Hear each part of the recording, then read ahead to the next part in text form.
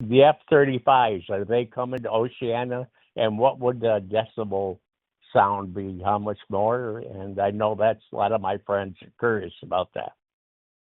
Well, I'd honestly have to look up the exact decibel number, and I do know that the F-35s are, just like the F-18s. I think we would agree that they are not quiet either. We lived right under the flight path when my kids were babies, and I used to get upset when my husband, who flew those things, would wake them up from naps. But we need the F-35s. I mean, I've been a staunch advocate for that, and not just the F-35, just next generation strike fighter, which is right now labeled the FAXX, but the future of naval aviation rests really in the future of Naval Air Station Oceana. We've got two master jet bases, right? One on the East Coast at Oceana, one on the West Coast at Lemoore.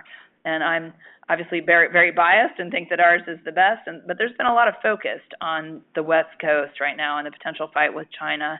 And they have F-35. They're slated for 8 squadrons over there. We went and visited last year, and let me tell you, they not only have new beautiful squadron spaces and beautiful aircraft jets to go along with it, but the housing, the cafeterias, the MWR facilities. It was impressive to see how nice that base looked, the family housing, the unaccompanied housing. It was kind of night and day from Oceana, and that's my home, that's my family, that was my last duty station. I flew search and rescue helicopters there, and I know that money follows the new toys, and that's one reason I've been such a staunch advocate for F-35s. F-18s are getting old. They are 30 years old. I mean, I respect them. We need to keep them flying as long as we can, but there's better technology out there. And, I think of our Navy pilots, the new ones that are coming up the pipe, and I want them to fly in the safest aircraft with the best technology, the best weapon systems, the best radars,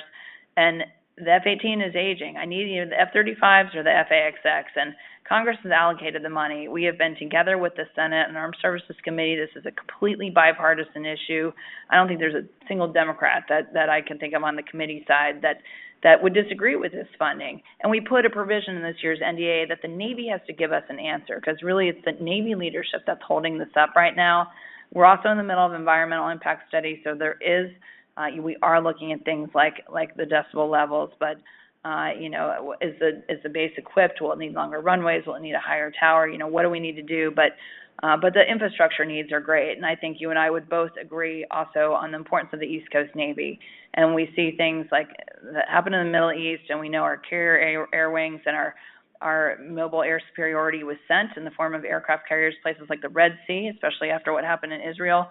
The importance of what we do on the East Coast, from Norfolk, from Oceana, and we've got field teams and everybody in between, that's in Hampton Roads. And I just want the best for them, and that drives everything I do here in Congress. Congress can be chaotic, and this job is a lot and busy, but I really love feeling like I'm impactful for the United States Navy. That's the thing that I love the most, is the U.S. Navy.